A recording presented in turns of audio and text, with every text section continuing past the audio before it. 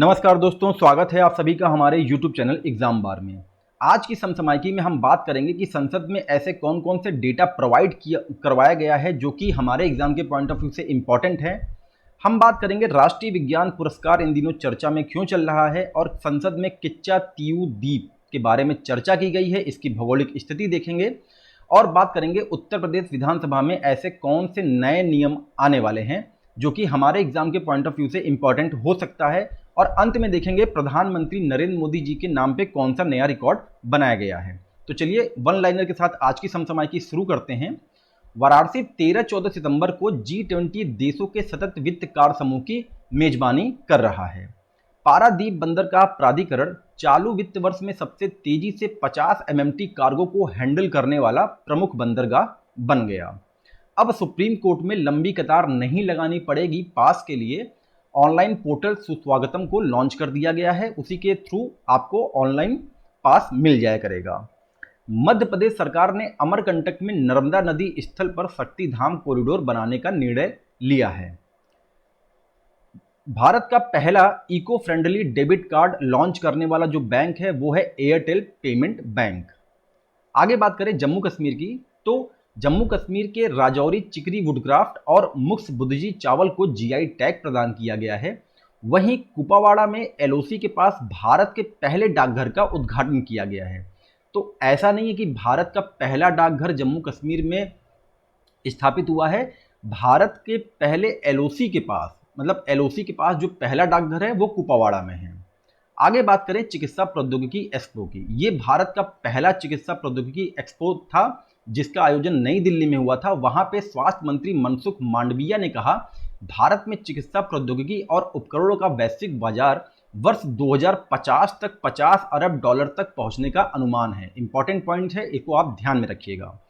और उन्होंने बताया कि लिम्फेटिक फाइलियारिसिस, जिसको हम हाथी पांव के भी नाम से जानते हैं, को समाप्त करने का जो भारत का टारगेट है वो वर्ष 2027 तक है। वहीं पे वैश्विक जो लक्ष्य रखा गया है वो वर्ष 2030 रखा गया है, तो उससे 3 साल पहले ही भारत इसको समाप्त करने के लिए प्रतिबद्ध है।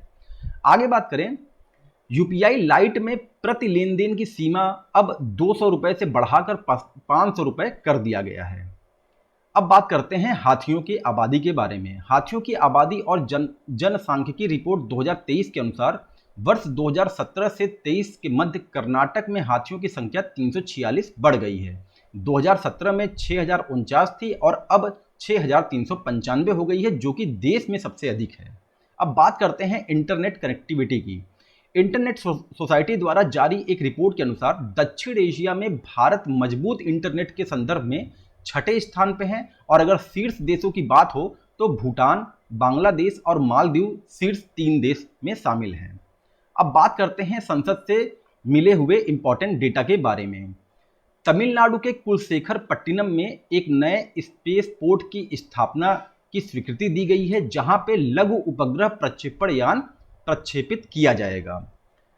प्रधानमंत्री जनधन योजना 2022-23 के लाभार्थियों की बात करें तो शीर्ष 3 राज्य हैं बिहार, उत्तर प्रदेश और तमिलनाडु। इंपॉर्टेंट पॉइंट्स है, इसको आप ध्यान रखिएगा। भारत सरकार ने 21 नए ग्रीनफील्ड हवाई अड्डों की स्थापना के लिए सैद्धांतिक अनुमोदन प्रदान किया हुआ है। इनमें से 12 ग्रीनफील्ड हवाई अड्डों ने अपना परिचालन शुरू कर दिया है और अगर अंतर्राष्ट्रीय हवाई अड्डों की बात करें तो देश में 30 अंतर्राष्ट्रीय हवाई अड्डे हैं।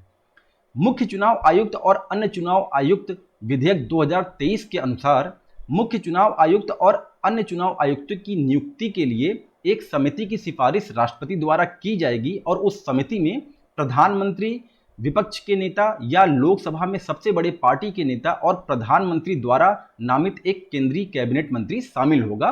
इसमें अब सुप्रीम कोर्ट का रोल समाप्त होने वाला है।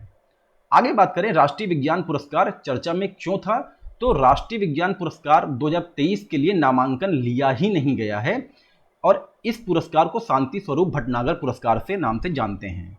26 सितंबर को वैज्ञानिक और औद्योगिक अनुसंधान परिषद की स्थापना दिवस पर राष्ट्रीय विज्ञान पुरस्कार की घोषणा कर दी जाती है। 2017 से 21 के बीच कार्यों के लिए 2022 के लिए पुरस्कार विजेताओं की सूची तैयार कर ली गई थी, लेकिन इसकी घोषणा नहीं की गई।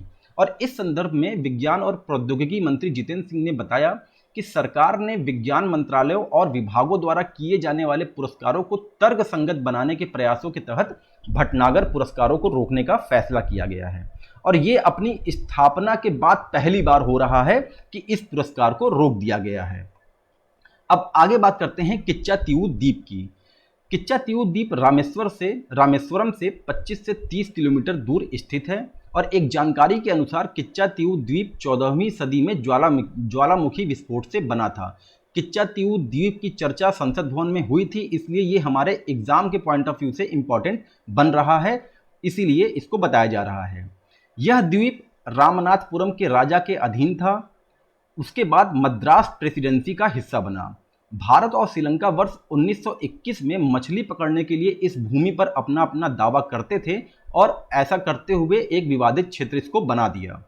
वर्ष 1974-76 के मध्य भारत और श्रीलंका के मध्य समुद्री सीमा निर्धारित हुई और तत्कालीन प्रधानमंत्री इंदिरा गांधी और श्रीलंका के तत्कालीन प्रधानमंत्री श्री माओ भंडर नायके के बीच एक समझौता हुआ, जिसके बाद यह द्वीप भारत ने श्रीलंका को गिफ्ट में दे दिया था।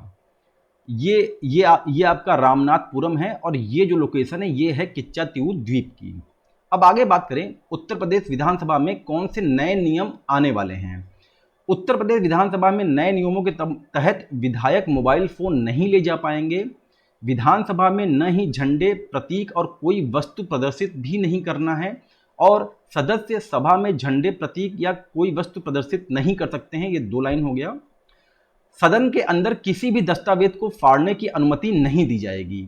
नियम के पारित होने के बाद उत्तर प्रदेश विधानसभा की प्रक्रिया और कार्य संचालन नियमावली 2023 उत्तर प्रदेश विधानसभा की प्रक्रिया और कार्य संचालन नियमावली 1998 का स्थान लेगी। तो ये 1998 इंपॉर्टेंट है, आप इसको ध्यान रखिएगा।